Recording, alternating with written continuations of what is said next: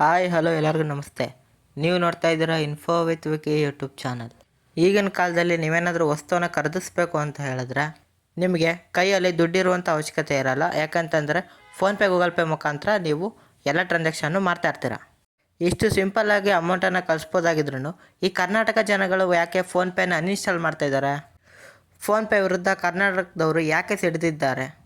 ಇನ್ಮೇಲಿಂದ PhonePe ಅನ್ನುವಂಥ company ನಮ್ಮ ಕರ್ನಾಟಕದಲ್ಲಿ ಇರಲ್ವಾ? ಈ ರೀತಿ ಎಲ್ಲ ಡೌಟ್ಗಳು ನಿಮ್ಮ ತಲೆಯಲ್ಲಿ ಏನಾದ್ರು ಇತ್ತು ಅಂತ ಹೇಳಿದ್ರೆ ಈ ವಿಡಿಯೋ ನಿಮಗೆ ಹೆಲ್ಪ್ ಮಾಡುತ್ತೆ ಈ ರೀತಿ ಇನ್ಫಾರ್ಮೇಷನ್ನ ತಿಳ್ಕೊಳ್ಳೋಕ್ಕೆ. ಹಾಗಾಗಿ ವಿಡಿಯೋನ ಫುಲ್ಲು ನೋಡಿ ಅಂತ ಹೇಳ್ತಾ, ನಿಮ್ಮ ಫ್ರೆಂಡ್ಸು ಫ್ಯಾಮಿಲೀಸ್ಗೆ ಏನಾದ್ರು ಡೌಟ್ ಇತ್ತು ಅಂತಂದರೆ ಈ ವಿಡಿಯೋನ ಮರೀದೆ ಶೇರ್ ಮಾಡಿಬಿಡಿ. ಹಾಗೆ ನೀವೇನು ನಮ್ಮ ಚಾನಲ್ಗೆ ಸಬ್ಸ್ಕ್ರೈಬ್ ಆಗಿಲ್ಲ ಅಂದರೆ ದಯವಿಟ್ಟು ಸಬ್ಸ್ಕ್ರೈಬನ್ನು ಮಾಡ್ಕೊಳ್ಳಿ. ಯಾಕಂದರೆ ಎಲ್ಲ ರೀತಿಯ ಅಪ್ಡೇಟ್ಸ್ಗಳು ಫಾಸ್ಟಾಗಿ ಬರ್ತಾ ಇರುತ್ತೆ. ಹಾಗಾಗಿ ಮರೀದೆ ಸಬ್ಸ್ಕ್ರೈಬ್ ಮಾಡ್ಕೊಳ್ಳಿ ಅಂತ ಹೇಳ್ತಾ ನಿಮಗೆ ಇನ್ಫಾರ್ಮೇಷನ್ನ ತಿಳಿಸ್ಕೊಡ್ತೀನಿ ನೋಡಿ. ಈಗಿನ ಕಾಲದಲ್ಲಿ ನೀವೇನಾದರೂ ವಸ್ತುವನ್ನು ಖರೀದಿಸಬೇಕು ಅಂತ ಹೇಳಿದ್ರೆ ಅಥವಾ ನಿಮ್ಮ ಫ್ರೆಂಡ್ಸ್ ಫ್ಯಾಮಿಲೀಸ್ಗೆ ಏನಾದರೂ ಹಣವನ್ನು ಕಳಿಸ್ಬೇಕು ಅಂತ ಹೇಳಿದ್ರೆ, ಇಲ್ಲ ನೀವೇನಾದರೂ ಸ್ವತಃ ರಿಚಾರ್ಜ್ ಮಾಡ್ಕೋಬೇಕು ಅಂತ ಹೇಳಿದ್ರೆ, ಅಥವಾ ನೀವೇ ಸ್ವಂತವಾಗಿ ಇನ್ಶೂರೆನ್ಸ್ ಮಾಡ್ಕೋಬೇಕು ಅಂತಂದರೆ ಇತ್ಯಾದಿ ನೀವೇನಾದ್ರು ಕೆಲಸ ಮಾಡ್ಕೋಬೇಕು ಅಂತಂದರೆ ನೀವು ಫೋನ್ಪೇ ಗೂಗಲ್ ಪೇ ಮೇಲೆ ಡಿಪೆಂಡ್ ಆಗಿದ್ರಿ. ಆದರೆ ಈಗ ಬಾಯ್ಕಾಟ್ ಫೋನ್ಪೇ ಅನ್ನುವಂಥ ಹೆಸರಿಂದ ಕನ್ನಡಿಗರು ಎಲ್ಲರೂ ಸಹ ಫೋನ್ಪೇನ ಡಿಲೀಟ್ ಮಾಡಿ ಅಂತ ತಿಳಿಸ್ತಾ ಇದ್ದಾರೆ. ಆ ರೀತಿಯಾಗಿ ಯಾಕಾಯಿತು ಅಂತ ತಿಳಿಸ್ಕೊಡ್ತೀನಿ. ಹಾಗಾಗಿ ಇನ್ಫಾರ್ಮೇಷನ್ ತಿಳ್ಕೊಳ್ಳೋ ಜೊತೆಗೆ ಒಂದೇ ಒಂದು ಲೈಕ್ನ ಕೊಟ್ಬಿಡಿ. ಆಯ್ತಾ ಲೈಕು? ಬನ್ನಿ ವಿಡಿಯೋ ಶುರು ಮಾಡೋಣ. ಮೊದಲನೇದಾಗಿ CM ಸಿದ್ದರಾಮಯ್ಯ ಅವರು ಹೊರಡಿಸಿದಂಥ ಆದೇಶದಲ್ಲಿ ಏನಪ್ಪ ಇತ್ತು ಅಂತ ಹೇಳಿದ್ರೆ, ಕರ್ನಾಟಕದಲ್ಲಿರುವಂಥ ಕನ್ನಡಿಗೆ ಪ್ರಥಮ ಪ್ರಿಯಾರಿಟಿಯಾಗಿ ಇಂತಿಂಥ ಕಂಪನಿಗಳು ಇಷ್ಟು ಪರ್ಸೆಂಟಲ್ಲಿ ಕನ್ನಡಿಗರನ್ನು ನೇಮಕ ಮಾಡ್ಕೋಬೇಕು ಅಂತ ಆದೇಶವನ್ನು ಹೊರಡಿಸಿದ್ರು. ಆ ಆದೇಶವನ್ನು ಹೊರಡಿಸಿದ್ದಂತೆಯೇ ಬೇರೆ ಬೇರೆ ಕಂಪನಿಗಳೆಲ್ಲವೂ ಸಹ ರಾಜ್ಯ ಸರ್ಕಾರಕ್ಕೆ ಆಕ್ರೋಶವನ್ನು ವ್ಯಕ್ತಪಡಿಸಿದ್ವು. ಮತ್ತು ಅವರು ಏನಪ್ಪ ಹೇಳ್ತಿದ್ದಾರೆ ಅಂತ ಹೇಳಿದ್ರೆ, ಈ ನಿಯಮ ಏನಾದರೂ ಕರ್ನಾಟಕದಲ್ಲಿ ಜಾರಿ ಬಂತು ಅಂತ ಹೇಳಿದ್ರೆ ನಾವು ಕರ್ನಾಟಕ ಬಿಟ್ಟು ಬೇರೆ ರಾಜ್ಯಗಳಿಗೆ ಹೋಗ್ತೀವಿ ಅಂತ ಕೂಡ ತಿಳಿಸಿದರು. ಹಾಗಾಗಿ ಈ ನಿಯಮವನ್ನು ಇನ್ನೂ ವಿಚಾರ ಹಂತದಲ್ಲಿ ಸಿದ್ದರಾಮಯ್ಯ ಅವರು ಇರಿಸಿದ್ದಾರೆ. ಆದರೆ ಇದೇ ವಿಷಯಕ್ಕೆ ಫೋನ್ಪೇ CEO ಆದಂತಹ ಸಮೀರ್ ನಿಗಮ್ ಅವರು ಆಕ್ರೋಶವನ್ನು ವ್ಯಕ್ತಪಡಿಸಿ ಒಂದು ಹೇಳಿಕೆಯನ್ನು ಕೂಡ ಕೊಟ್ಟಿದ್ದಾರೆ. ಆ ಹೇಳಿಕೆಯಿಂದ ಕನ್ನಡಿಗರು ಮತ್ತು ಕನ್ನಡ ಪರ ಸಂಘಟನೆಗಳು ಫೋನ್ಪೇನ ಅನ್ಇನ್ಸ್ಟಾಲ್ ಮಾಡಿ ಅಂತ ತಿಳಿಸಿದ್ದಾರೆ.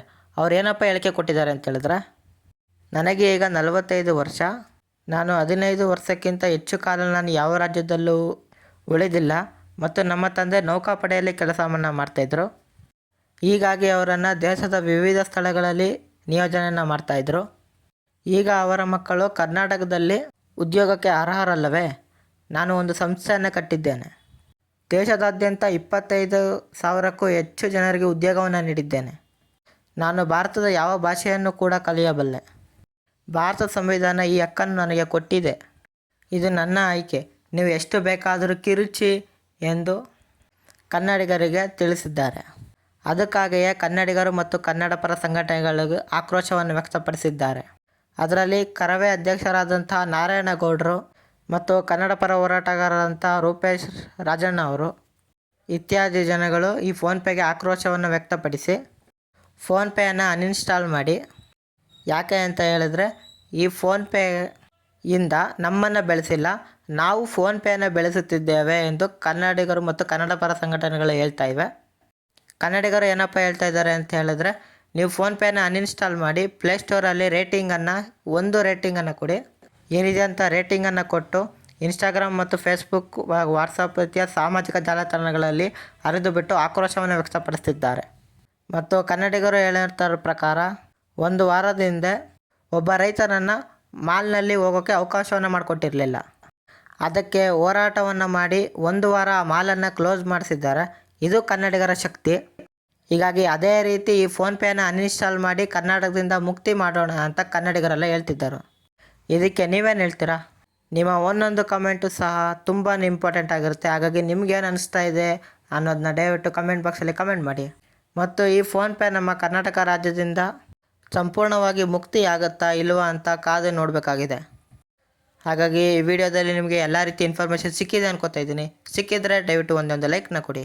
ಹಾಗೂ ಇದೇ ರೀತಿ ಕಂಟೆಂಟ್ಗಳಿಗೆ ನನ್ನ ಚಾನಲ್ನ ಸಬ್ಸ್ಕ್ರೈಬ್ ಆಗೋದನ್ನ ಮರಿಬೇಡಿ. ಸಿಗೋಣ ಮುಂದಿನ ಇನ್ಫಾರ್ಮೇಟಿವ್ ವಿಡಿಯೋದಲ್ಲಿ. ಬಾಯ್ ಬಾಯ್.